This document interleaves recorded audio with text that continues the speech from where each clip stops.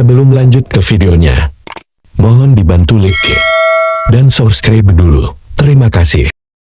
Perkiraan saya dari kacamata intelijen.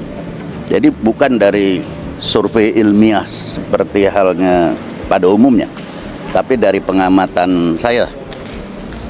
Intelijen biasa lihatnya di lapangan selain dari analisa ilmiah. Di lapangan itu saya melihat konsepnya lebih tertata dengan baik, yaitu mesin politik yang digelar itu semakin mantap dan cepat sekali kemantapan itu.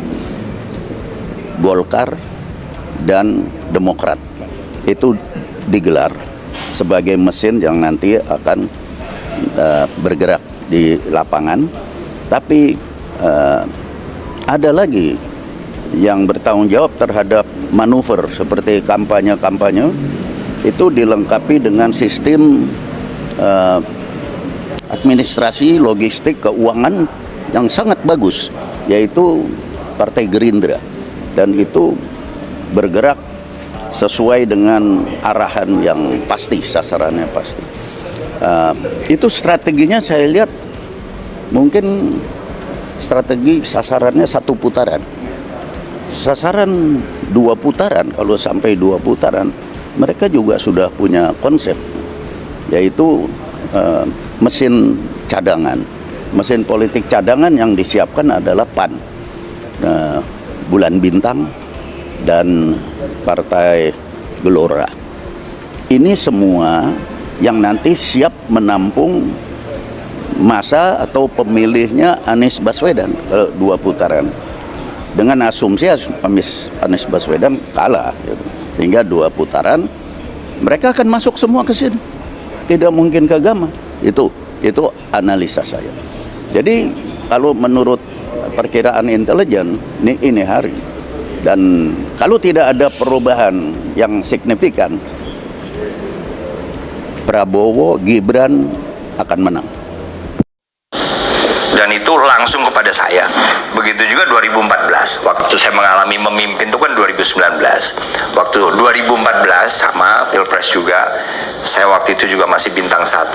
Saya juga melihat ada tindakan yang melanggar peraturan perundangan pemilu, kecurangan. Yang saya tahu secara langsung saja 2 Pilpres terakhir, kecurangan itu ada. Pidana pemilu ya, 2019 saya melihat itu, 2014 ya saya melihat itu. Kan juga terjadi pada saat saya kemudian harus menimbang-nimbang, saya tunduk pada tekanan ini atau enggak. Kalau tunduk konsekuensinya apa, enggak tunduk konsekuensinya apa. Mega pasti punya hitungan sendiri kapan harus bertindak pada situasi di mana siap meledak.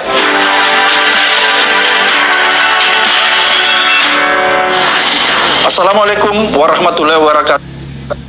Hari ini saya menghadirkan seorang yang luar biasa. Karena kan aturannya sebetulnya sudah banyak. Kan juga terjadi pada saat saya kemudian harus menimbang-nimbang, saya tunduk pada tekanan ini atau enggak. Kalau tunduk konsekuensinya apa, enggak tunduk konsekuensinya apa. Mega pasti punya hitungan sendiri kapan harus bertindak pada situasi di mana siap meledak.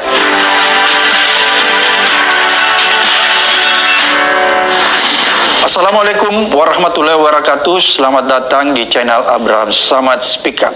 Seperti biasanya saya tidak sendiri. Hari ini saya menghadirkan seorang yang luar biasa dan kita mengagumi beliau. Saya langsung memperkenalkan. Assalamualaikum. Waalaikumsalam. Netizen, walaupun Anda sudah mengenalnya, tapi tidak apa-apa, saya memperkenalkan ulang. Beliau ini adalah Jenderal TNI Purnawirawan Andika Perkasa, mantan Panglima Tentara Nasional Indonesia 2021-2022. Pak Andika ya. Gimana kabarnya? Baik Mas, baik. Wah, saya lihat kalau lihat Bang Andika ini masih teringat saya di awal-awal jadi pas pampres. Saya biasa berinteraksi nih sama Bang Andika pada saat itu. Mas, ini kita omongin nih, ada berita-berita yang lagi aktual, berita-berita yang lagi hot, kira-kira seperti itu. Tapi sekaligus sebenarnya membuat kita tercengang ya. Prihatin. Kenapa saya katakan prihatin? Pilpres sudah di depan mata kita, tapi banyak kejadian merusak demokrasi ya. Ada penggunaan aparatur negara, baik itu polisi, tentara mungkin yang kita duga ya, sesuai dengan berita-berita yang beredar, itu digunakan oleh penguasa untuk cawe-cawe di dalam Pilpres 2024 ini. Apakah menurut Pak Andika penggunaan aparat seperti sekarang ini yang kita duga, yang ini kok sudah beredar nih di berita-berita, ini sesuatu yang wajar atau ini sesuatu yang akan merusak demokrasi dan berbahaya, mengancam Pilpres yang akan datang? Wajar sih enggak Mas, karena kan aturannya sebetulnya sudah banyak lah. Oke. Kita pasti dibatasi oleh rambu. Oke. Mulai dari TNI ya kita dibatasi oleh undang-undang, peraturan Panglima TNI, polisi dibatasi undang-undang dengan peraturan Polri, ASN juga begitu.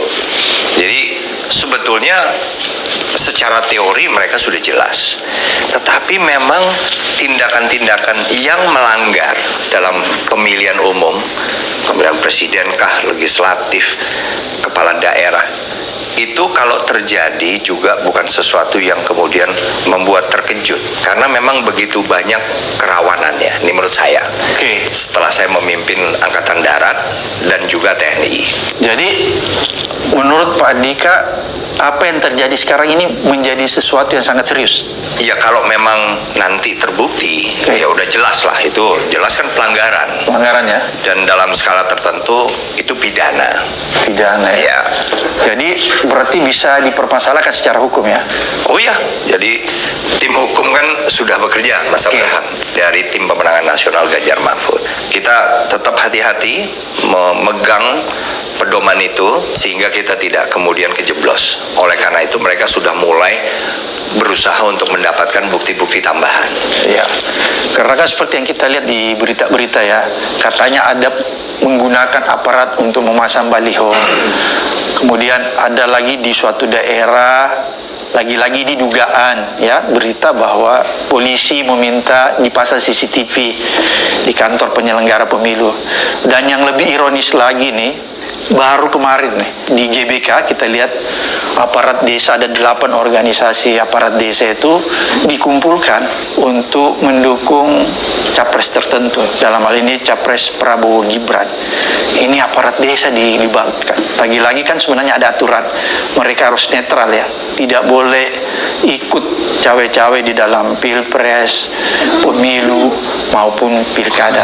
Tapi yang terjadi kemarin itu kan nyata-nyata mereka dimobilisasi. Kira-kira apakah ini semakin memperjelas Pak Andika ya, bahwa rejim sekarang ini memperlihatkan secara kasat mata menggunakan aparat pemilihan pilpres yang kemungkinan nanti tidak bisa berjalan fair? Ya, kita kan juga tim hukum saat ini sedang mempelajari Mas, untuk event kemarin itu. Satu dari sudut pandang Undang-Undang Nomor 7 tahun 2017 tentang pemilu. Beberapa pasal yang menurut kami juga ada relevansinya, walaupun itu masih dalam. Jadi kami belum sampai pada keputusan apakah sudah firm keputusan kita untuk melaporkan, belum. Tapi sedang mempelajari. Tapi kan juga Undang-Undang Nomor 6 tahun 2014, juga Undang-Undang Nomor 7 tahun 2017 tentang pemilu, itu kan sebetulnya membatasi kepala desa, perangkat desa saat kampanye ya. Kalau kita berbicara official masa kampanye dari 28 November sampai 10 Februari saja, kan mereka nggak boleh. Ada larangan yang secara spesifik itu sebagai kepala desa dan perangkat desa. Nah, kalau mereka dikumpulkan misalnya dalam rangka pembekalan netralitas, itu berbeda. Tapi kalau dikumpulkan dalam rangka misalnya Mendukung. salah satu atau menguntungkan, kalaupun bukan mendukung kan menguntungkan salah satu Ya, oke. peserta, itu kan nanti justru akan membuat kepala desa, perangkat desa terjebak, Mas. Oke. Karena yang menanggung akibat dari tindakan mereka melanggar peraturan perundangan tentang pemilu itu kan mereka sendiri. Jadi ini yang saya khawatir mereka nggak tahu.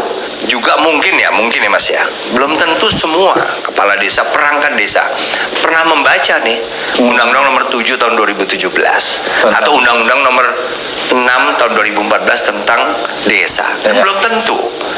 Sehingga jangan sampai ketidaktahuan ini kemudian dianggap, oh kita sudah merasa bahwa kita bisa misalnya menguntungkan salah satu peserta dalam pilpres, oleh karena itu berarti ini diperbolehkan. Itu yang saya khawatir, Mas. Jadi kekhawatiran Pak Andika bahwa perangkat desa yang kemarin dikumpulkan itu ada kemungkinan mereka nggak tahu ya? Tidak tahu gitu loh, Mas, karena ya saya bukannya mengecilkan kepala desa, perangkat desa, tapi apakah kesibukan mereka dan juga mungkin SDM mereka kan berbeda-beda, Mas Abraham. Dan untuk membaca undang-undang secara utuh itu saya kok yakin tidak semuanya pernah, dan mungkin tahu aja enggak. Kalau dia tahu, oh ada Undang-Undang nomor 6 tahun 2014 tentang desa, oh ada Undang-Undang nomor 7 tahun 2017 tentang pemilu, tapi belum baca, masih mending. Oke. Jangan-jangan ada yang nggak tahu. Nggak tahu sama sekali ya? Nggak tahu. Nah, ini yang gawat ini Pak Andika. Itu realita, Mas. Karena itu juga terjadi di institusi yang pernah saya pimpin. Di TNI ya banyak. Iya. Berarti di kalangan TNI juga masih banyak TNI tertentu yang masih kurang memahami ya? Sangat. Saya kan pernah pimpin, Mas. Oke. Saya 3 tahun memimpin Angkatan Darat, 1 tahun memimpin TNI. Dan saya harus jujur aja. Oke. Ternyata ya namanya undang-undang atau peraturan apapun itu kan diundangkan, konsekuensinya seluruh warga negara Indonesia, apakah mereka pernah diberitahu atau tidak, mereka harus patuh. Betul nggak, Pak? Dianggap paham ya? Dianggap paham. Iya. Makanya dalam berbagai macam tindak pidana, saya yakin si pelaku tindak pidana mungkin juga nggak pernah baca bahwa dia nggak boleh. Iya. Tapi begitu dia melakukan, lo udah melanggar pasal misalnya 340 atau berapa, kan gitu, Mas. Itu terjadi di tubuh misalnya TNI. Iya. Dan saya yakin itu juga mungkin terjadi juga di institusi pemerintah yang lain kok. Pak Andika, tadi Pak Andika ini katakan bahwa kemungkinan besar banyak di antara mereka yang tidak paham ya. Oleh karena itu netizen, saya mau bacakan dulu nih undang-undang yang tadi Pak Andika sampaikan supaya perangkat desa tahu betul nih bahwa Anda sedang terancam nih. Ini Undang-Undang nomor 7 tahun 2017 tentang pemilu. Pasal 494, setiap aparatur sipil negara, anggota TNI, kepolisian negara, kepala desa, perangkat desa, dan atau anggota badan permusyawaratan desa yang melanggar larangan sebagaimana dimaksud dalam pasal 280 ayat 3 dipidana dengan pidana kurungan penjara paling lama 1 tahun dan denda paling banyak 12 juta. Ini sudah jelas-jelas nih. Perangkat desa, bahkan badan permusyawaratan desa pun itu termasuk di dalam undang-undang ini. Oleh karena itu, kalau Pak Andika melihat situasi seperti ini, apalagi semakin jelas nih kemarin, masihkah kita bisa berharap Pak Andika bahwa Pilpres maupun pemilu yang kita laksanakan di tahun 2024 nanti bisa berjalan fair? Ya, kalau saya berharap pasti ada, Mas. Harapan itu masih ada. Tetapi tadi memang harus ekstra. Bagaimana pimpinan tiap-tiap lembaga atau institusi itu untuk memastikan bahwa mereka di bawahnya itu tahu persis. Misalnya tadi, Mas ya, di TNI misalnya. Mereka tahu bahwa harus netral, tapi kan hanya itu saja. Yang karena apa? Karena sering disosialisasikan, dan mungkin juga yang mensosialisasikan adalah TV, adalah berita yang prajurit sampai bawah itu mungkin punya akses. Tapi belum tentu mereka punya akses atau bahkan tahu tentang isi dari Undang-Undang TNI nomor 34 atau peraturan Panglima yang mengatur tentang netralitas. Kata-kata persisnya apa? Seperti yang Mas Abraham bilang, di pasal 280 Undang-Undang nomor 7 dan pasal 283 juga. Di situ kan juga kata-kata persisnya mereka harus tahu dulu nih. Iya kan? Karena jangan-jangan hanya kepala desa. Ternyata enggak. Iya, Ya kan? perangkat Perangkat desa pun iya. Badan Permusyawaratan Desa pun juga termasuk Betul. di dalam. Jadi memang harus ada kepedulian dari pimpinan institusi pemerintah masing-masing untuk memastikan jajaran di bawah saya harus paham. Karena apa? Karena asumsi bahwa semuanya belum paham itu harus ada.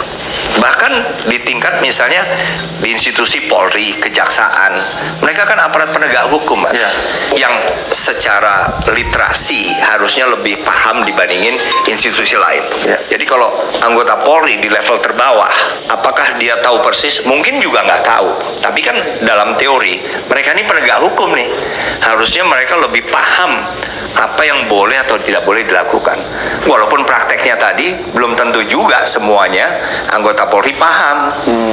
Karena mungkin belum pernah membaca. Oke. Jadi kalau menurut Pak Andika, memang ini situasinya agak rawan ya. Rawan, apalagi kalau mereka kemudian pernah dikumpulkan di desa ya, yang jelas menguntungkan salah satu peserta. Itu kan menurut saya sangat rawan sekali. Karena apa? Bukannya netralitas yang disampaikan di situ, tetapi justru apakah itu himbauan atau apapun juga